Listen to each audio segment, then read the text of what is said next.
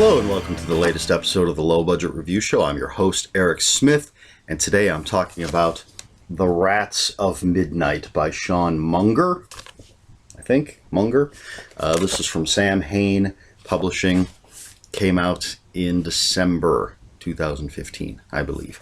Now this is a story that takes place the end of 1999, beginning of 2000, and our main character is a young woman named Raven. I have some visual aids here. Raven has just finished law school, and she's gotten a job at a pretty prestigious law firm in Portland. So she and her fiance Eric, he's a photographer, they've moved to Portland so she can take this job with this tech law firm. They do some other stuff, but since this is the time of the dot-com boom, this firm is really trying to get into, or really is building their tech base. So here you have Raven and Eric. You can see Raven with her briefcase. Eric's got his camera. So there you go. So they're new to Portland, and Raven is new to her job. She's just digging in, trying to, make a name for herself in this firm. Of course, she wants to move up. And one day she gets this strange memo that seems to be meant for her, and it has some odd directions on it. Now she's working on a particular case, and it just assumes she's supposed to meet with the client. And even though these directions seem a little odd, she's just doing her job. So she follows the directions and ends up down a dark alley and through a mysterious doorway and underground into these tunnels. And she ends up witnessing a strange cultish ritual.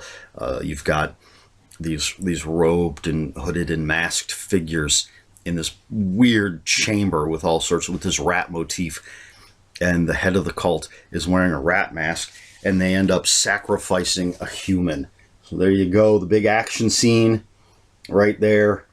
Rat mask guy sacrificing a human being. So of course Raven freaks out and takes off. The next day she wakes up and has no memory of what she saw. She thinks that she was out drinking with her friends, and she's embarrassed because she has no memory of what went on. She even calls one of her friends and apologizes to them. The friend has no idea what she's apologizing for.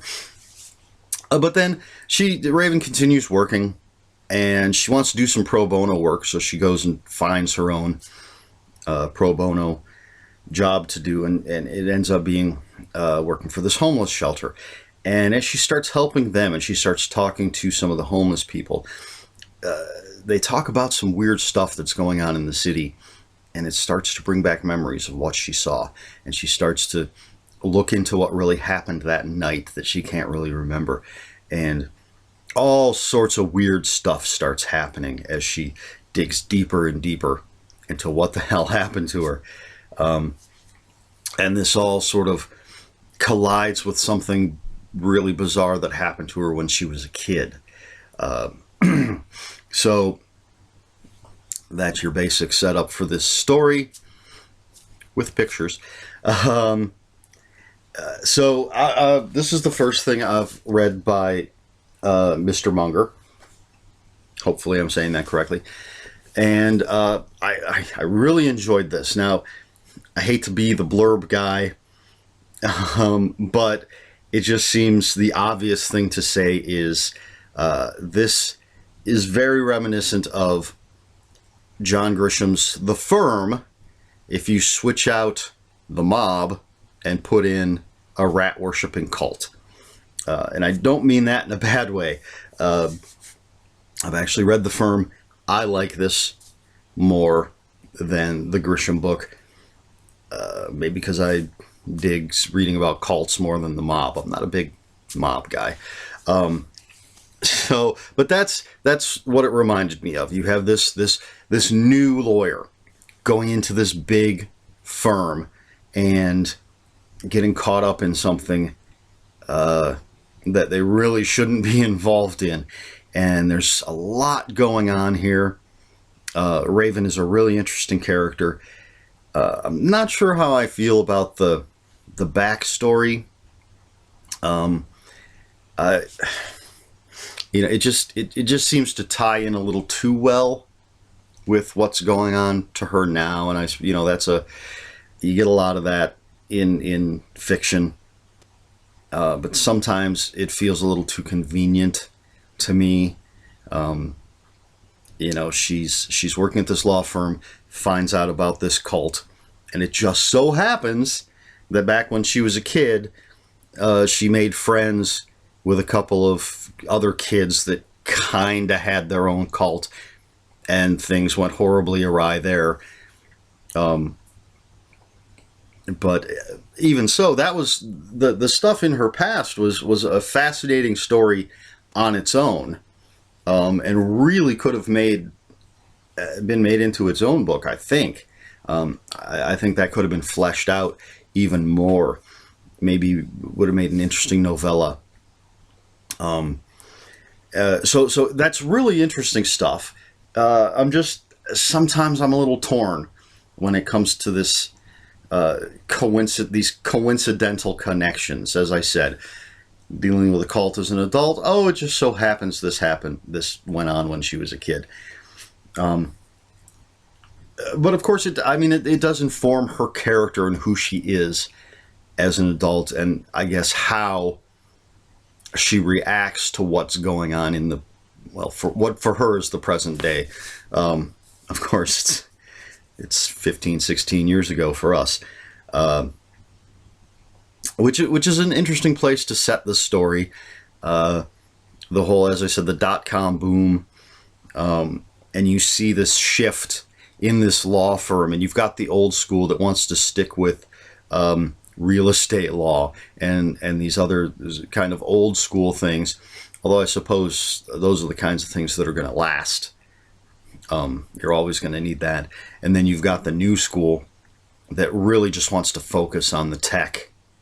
And there's some other stuff going on that I won't mention yet, because I got to save some surprises for you. I hate to spoil anything.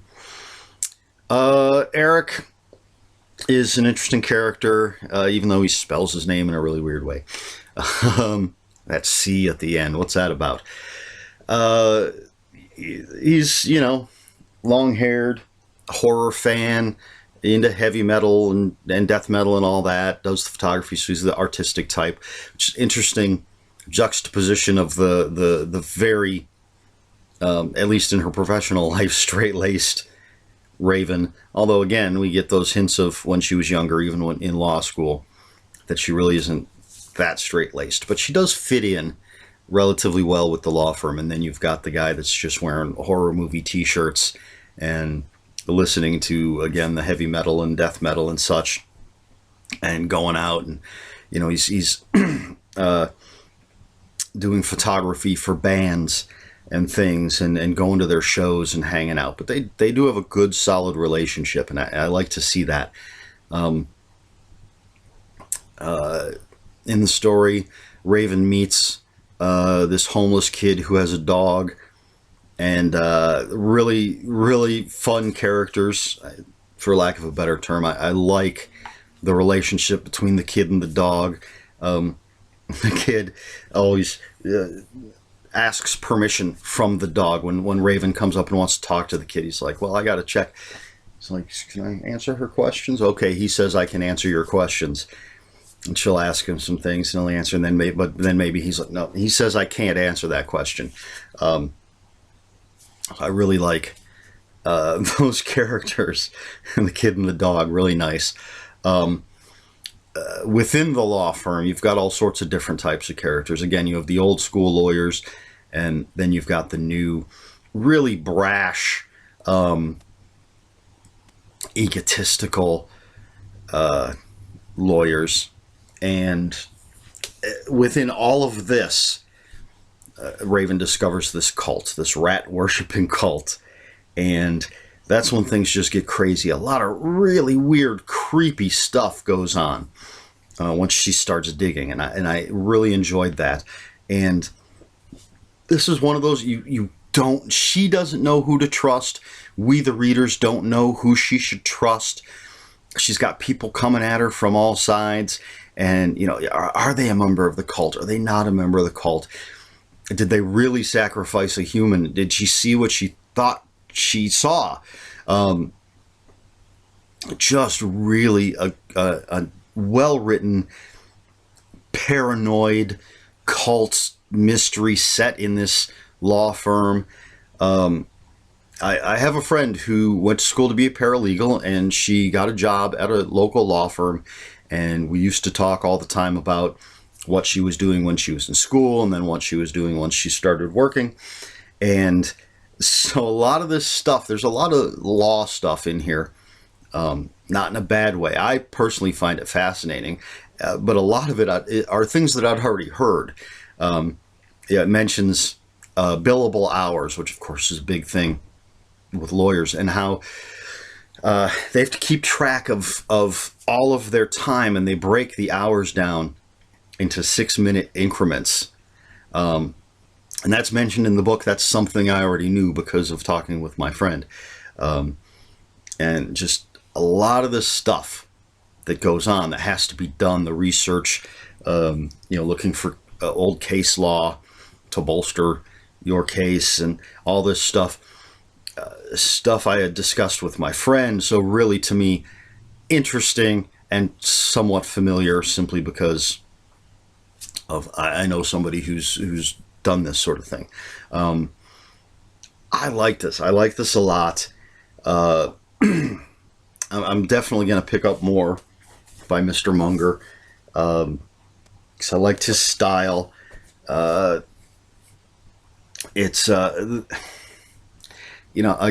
mentioned this before, that I'm never sure if I should mention this sort of thing.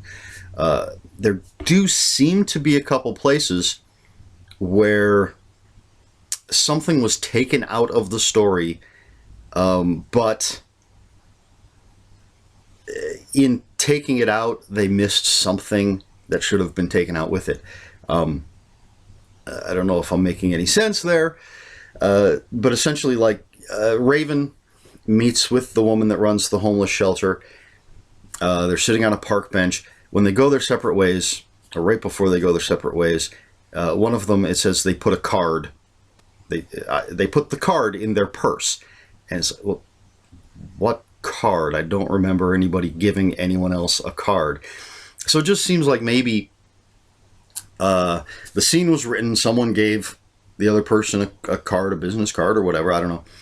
And that was taken out, but they forgot to take out the part. Maybe I just completely missed something, but I kind of looked back and I didn't see anything about anyone handing anyone else a card. And then the same thing happens when Raven comes home, and it's incredibly obvious that someone has been in the apartment messing with her. Eric is out of town, so she knows he's not the one that came in, but all this stuff has gone on. I don't want to get into details, don't spoil it. But she's just gotten home from work, sees all of this, calls the cops, they come, take her statement, do all that. She gets online, looks for some stuff about the cult, and then it says something about from the time she got home from her walk to the time she did all this stuff online, it was only 10 minutes, something like that. And again, she never went for a walk. She came home from work and all this stuff happened. And it certainly wasn't 10 minutes from the time she got home from work until she finished on the computer, because I'm pretty sure it would take longer than 10 minutes for the cops to show up and take her statement and go through all that, and then all the other stuff that went on. So a few little things there. I never know if I should mention this, because it doesn't really take away from my enjoyment of the story at all. It just sort of takes me out of the story, because I have to stop and go, wait, did I miss something? Why does it say this when it doesn't seem to connect to anything? So take that for what you will. It's just, again, to me, it felt like there was something there that was taken out in the editing process, or in the rewriting, the second, third draft process, and yet this little thing might have been missed when it was taken out. Maybe I'm completely wrong, and I missed something, but I was pulled out of the story for those couple moments. But again, overall, really fascinating. I like a story where you don't know exactly what's going on. It's not so completely out there and confusing that you're lost the entire time. It's just, and I wouldn't say you're lost at all. There's so many unanswered questions throughout the course of the story. And again, there's a big part of who can Raven trust. Different people are coming to her and saying, no, you have to trust me. This is the deal. This is what you need to do. And then somebody else comes to her and says, no, no, no, you have to trust me. And this is what's going on. And we're along for the ride with Raven. We don't know who's telling the truth. We don't know how she's might be being manipulated. We definitely don't know what the hell is going on during certain parts of the story. So really just kept me turning the pages to find out what the hell is happening.